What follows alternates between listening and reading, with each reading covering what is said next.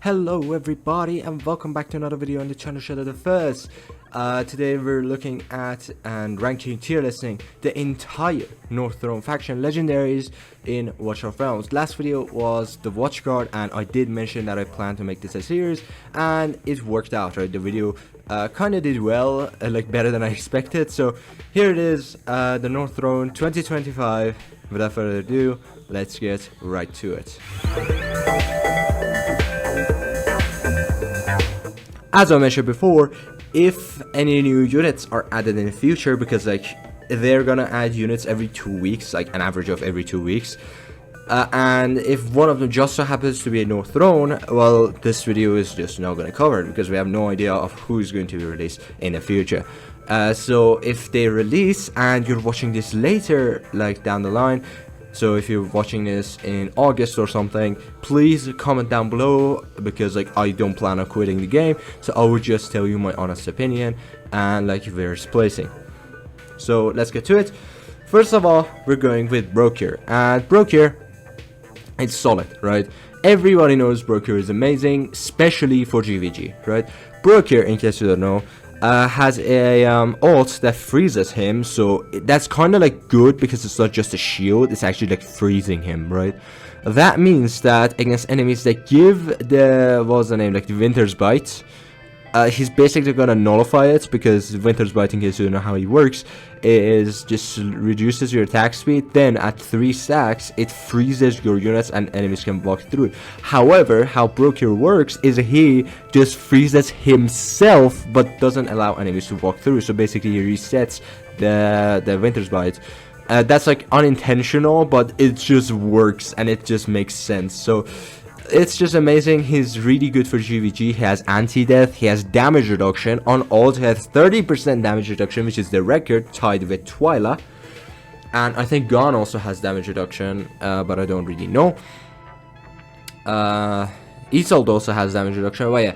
So yeah, Brokkir and Tallulah are tied for the highest damage reduction in the game at 30%. But yeah, he has anti-death, he gains a shield equal to his HP on his ult.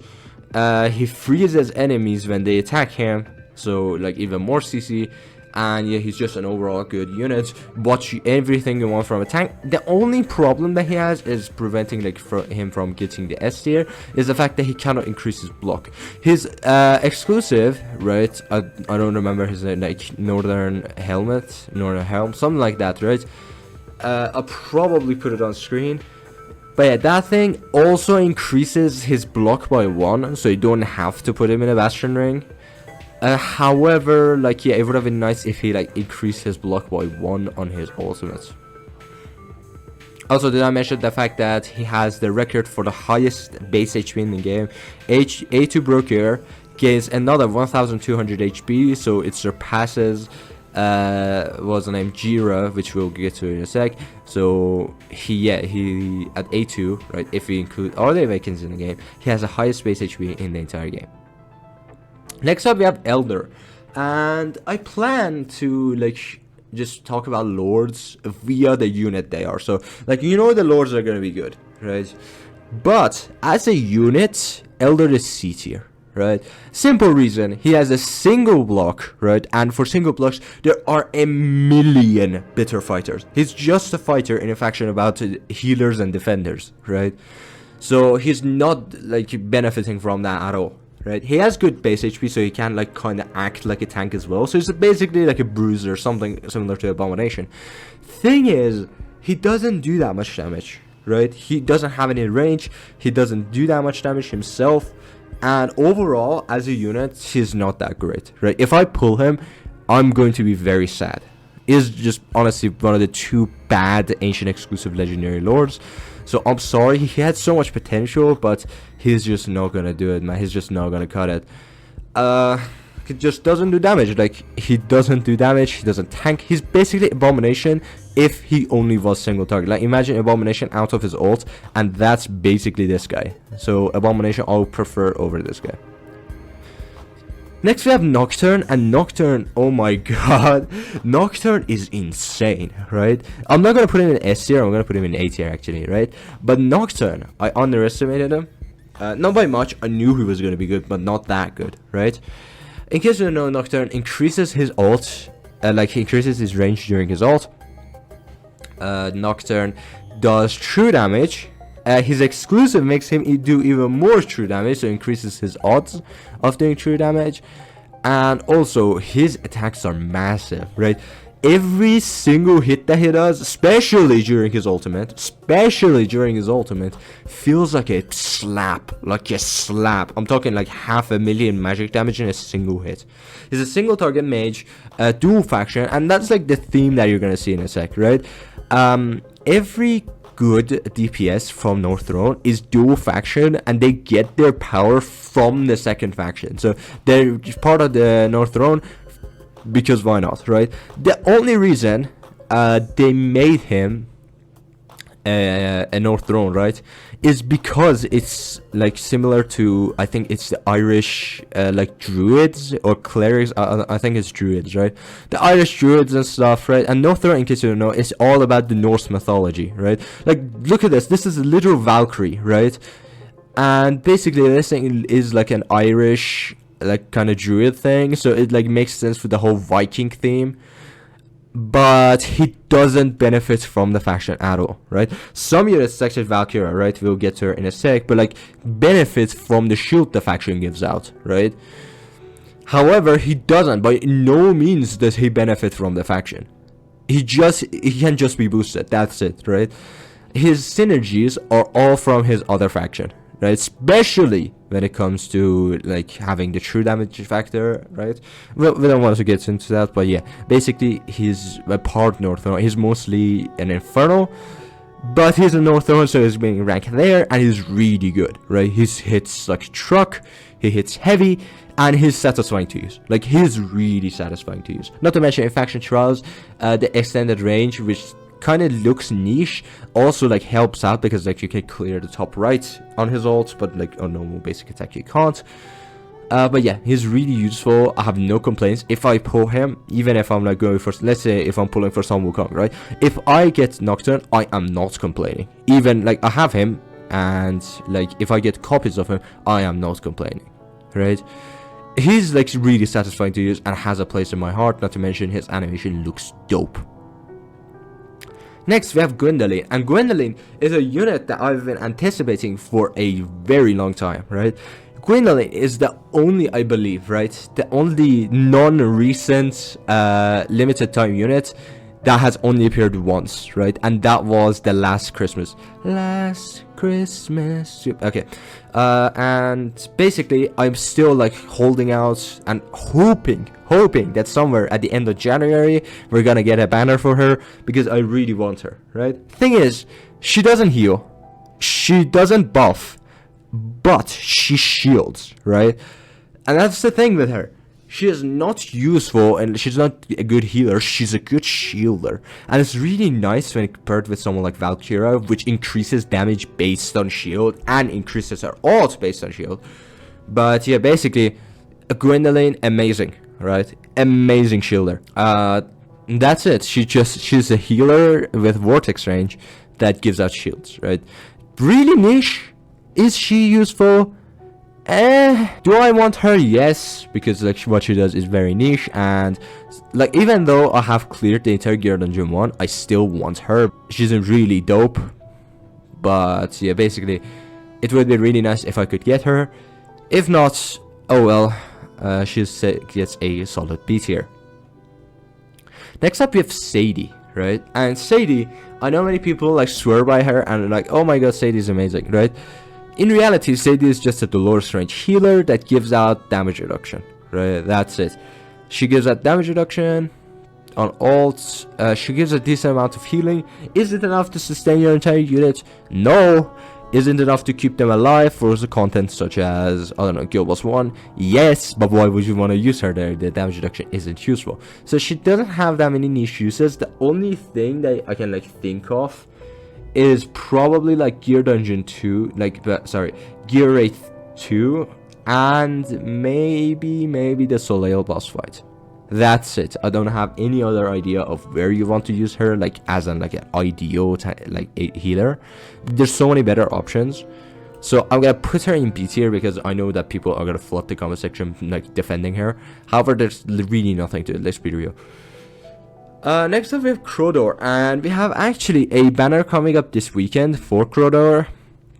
I think Krodor is really good. He was a free fusion, not like a free fusion, like how do you say? It's like how Salazar is right now. Salazar abomination. So yeah, basically he was like getting just the thing was like for the event that he was active, you had to get like rares and then forge the rares into epics and then forge the epics into Krodor, right? Am I complaining? No, he's solid, right? He gets a solid A tier, right? He's basically budget gone, right? He's basically budget gone. He has a half anti-death, and I know so many people are going to jump from their seats and start commenting, oh, he doesn't have anti-death. Again, half anti-death, right? He's the only unit that has a 5th skill, right? Though you cannot upgrade it, right? There's a 5th skill in his kit. Unlike those like arena buffs or I don't know, faction buffs or like bonds, he actually just has a 5th skill. You cannot upgrade it, but he does. He's just like his damage is scaled off of defense, but the scaling is really poor, so you're not looking at that much damage. Like someone like Trusk has like really good defense scaling, so you can actually do millions of damage with him. Someone like Gon also has really decent like defense scaling. This guy doesn't, because again he's a Nocturne. Nocturnes aren't supposed to deal damage, but he increases his block by 2 on his ultimate, and that's why I say like he's super similar to Gon, right? Because like they're just bulky dudes, and Gon increases his block by 3 on his ultimate. He increases his block by 2, right? So he's pretty useful. Not to mention, if his HP falls below 30%, he starts swinging his like club thing and just stunning everybody in range, basically stun locking them for like 6 hits, which is some like 10 seconds or something. So he basically does have a like if your units, if the enemy that's attacking him is immune to CC, yes, he doesn't have an anti-death, but if not, he's just going to keep them on stun, right? So basically something like for example Maw in Guild Wars, right? He's immune to CCs. Units that are affected by the shielder guy, the fool in the Guild Wars, are also immune to CC. But if they're not, this guy's basically going to stun lock them. That's it, right? He's going to stun lock them, and then like, yeah, that's kind of like his anti-death. Like, it's not that he's protected and like he doesn't die, something like Gon. However, it's something that he cannot die if he's not being hit, and he's not being hit because he's stunning everybody. So yeah, solid, increases his block. The only thing is he doesn't have like a proper anti-death, and his like it doesn't have that much damage reduction. His scaling is, he has like defense scaling in terms of like if you want to deal damage with him, but I don't recommend it. And yeah, overall a really good unit, but Brokkir is much better. Next up we have Falscia, and Falscia is the unit that like when dropped, she looked super dope. And the thing was, I was into the Demon Slayer anime, and she's a Demon Slayer, so I was like, oh my god, she looks super dope, I want her definitely. And I pulled until 235, and like I had 15 missing, and I was really sad that I didn't get her, but now I'm not complaining, right?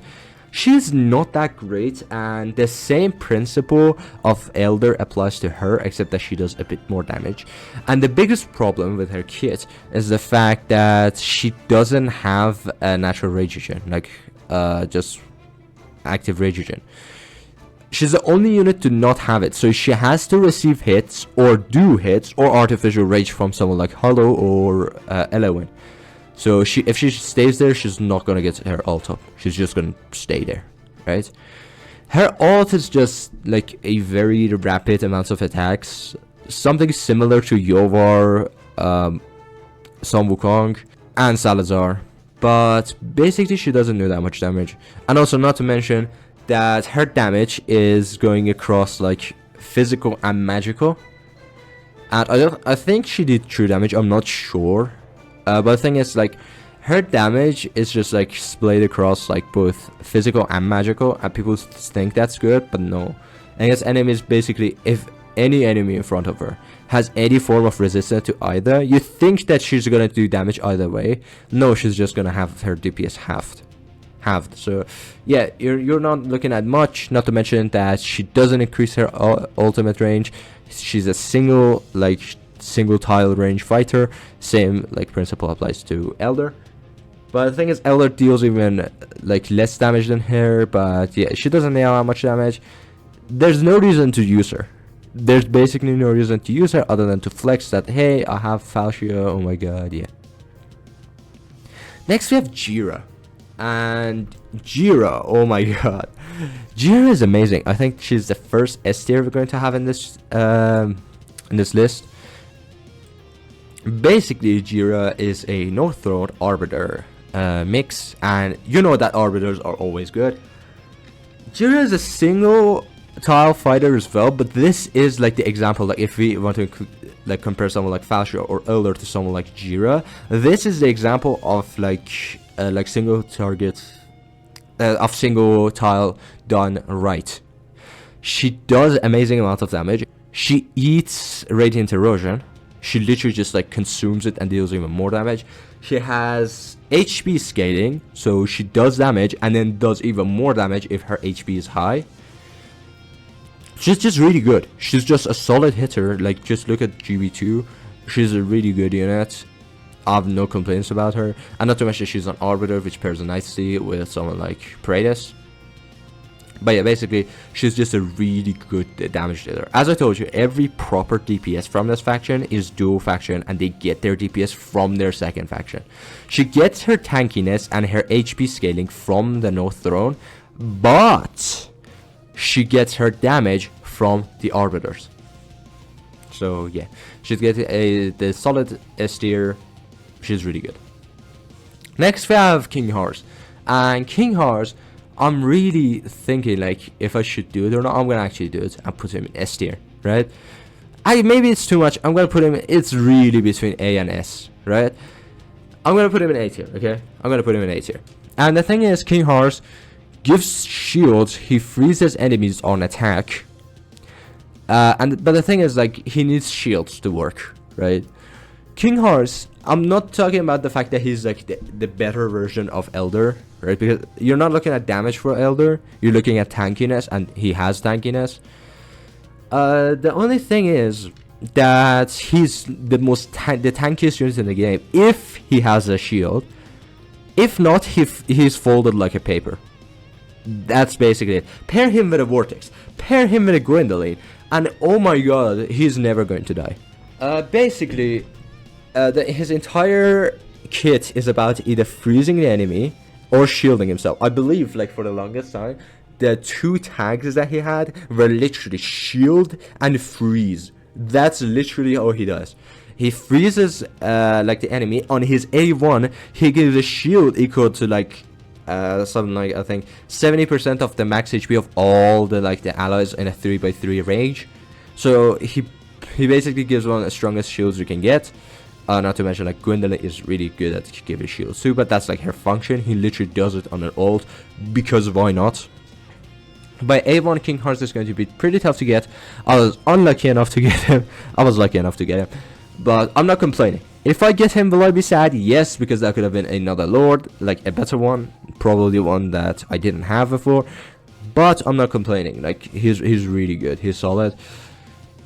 I have no complaints about him. The only thing is he doesn't have anti-death or like block increase, but the fact that he freezes basically means he can like juggle multiple enemies, because he's like freezing and then others will try to pass through as the other guy is like counted towards being blocked. So he basically has like 4 blocks with some like a bastion ring. However, he can like block 5 units with like just the amount of freeze he gives out. Not to mention, on his ult, he literally not only gets a shield, but he also just completely just freezes everybody. Yeah, solid units as like standalone. Is it better than Brokkir as a standalone? No, but I really want to put him in S tier because I like him. Bias. Next up is Valkyra, and Valkyra gets an S tier. I don't think like what you expected. But yeah, Valkyra, pretty good, pretty amazing. She has 5 tile range. She has 4 if you are just looking at her base. On her A1 she gets another range. And the thing is, I don't know how to tell you this, but she's the only unit from like the rare bucket units that I have like a lot of awakenings from. There was like a banner that ran her and arrogance, and like that was when I got her. And then like recently I've been getting so much Valkyra. On her hotshot banner I got like 2 copies, and recently on, and I got another like I got her A3 on another banner as well. I think it was, yeah, it was on the Ares Secham banner. I got her A3, unfortunately. Unfortunately, but the thing is, she's really good. Not to mention she has insane BP affinity, so she's really good. She's my like biggest BP units out there. Like, she has the most amount of BP for my units, so if I want to have guild wars, she's like my main after Ingrid, my A3 Ingrid. But she's really solid. She easily surpasses 100k if that's like hard for you to crack. She works with basically anything. You give her Inferno Roar, she works. You give her Soulman Nocturne, she loves it. You give her Cataclysm, she's gonna smile at you. She hits the air during her ult. Her ult lasts 30 seconds, and to get her ult back up, she needs just 600 rage. So it's not much. Like, you know how the Inferno Lords like ult super fast? That's 500 rage. She has 600, so just a bit more costly.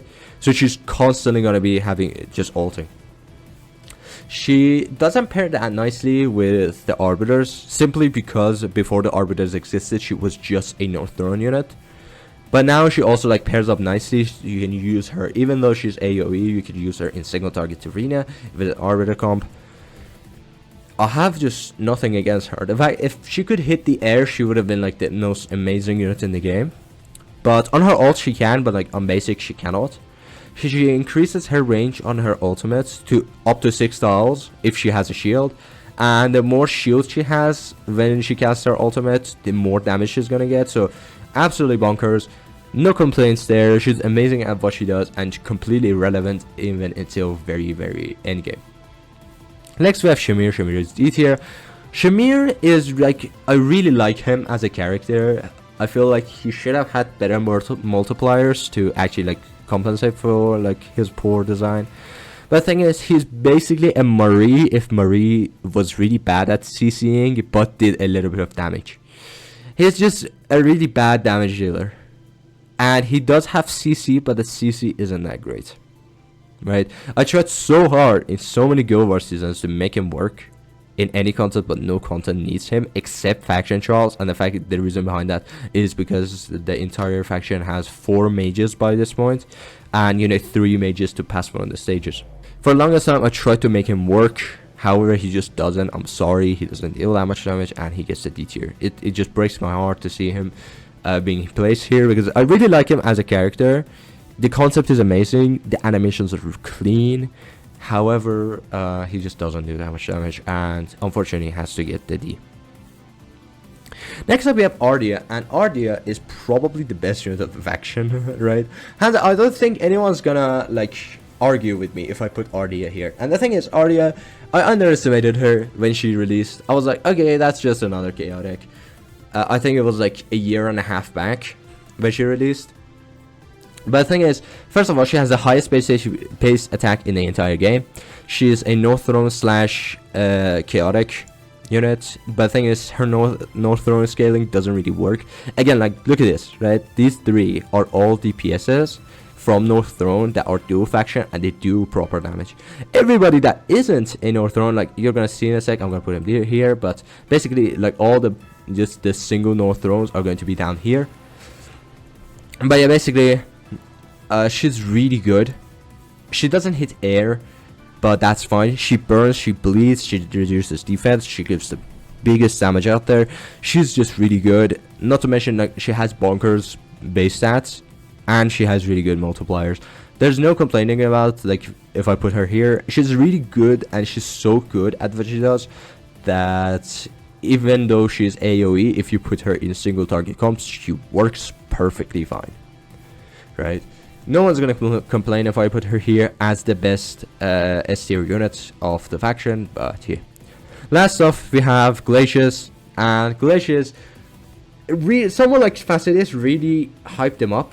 Like, I still remember like his debut banner with hot suit. However, unfortunately, he doesn't do that much damage, right? He basically doesn't have anything to his name.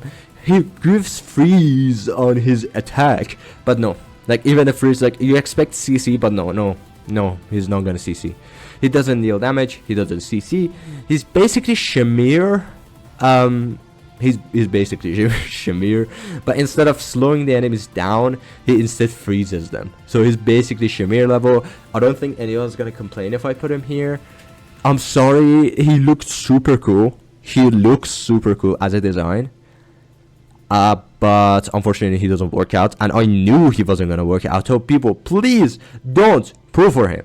However, some of them listen and are like still thanking me to just say that they didn't pull for him. However, those who did, I'm sorry for you. Glacius, I am not gonna pull. So in total, this weekend that we have like a Krodor Glacius banner, don't pull, it's not worth it. There you go. Like, I saved you 15 minutes of the other YouTubers telling you that, oh my god, should you pull or not. Just watch, like every YouTuber is gonna do should you pull right on this weekend. But yeah, don't pull on this, it's not worth it. Even for copies of Krodor, if you don't have him, maybe pull if you don't have him, but I wouldn't go out of my way to get him. Thank you all for watching. Happy New Year's again. I told you like Happy New Year's last video as well. However, the last video didn't get that many views. That was supposed to be my ace in the hole. However, it didn't work out. Please go check it out, it's amazing. Thank you all for watching. Hope you have a wonderful day, and yeah, Happy New Year's. Stay safe, stay healthy, and yeah, goodbye.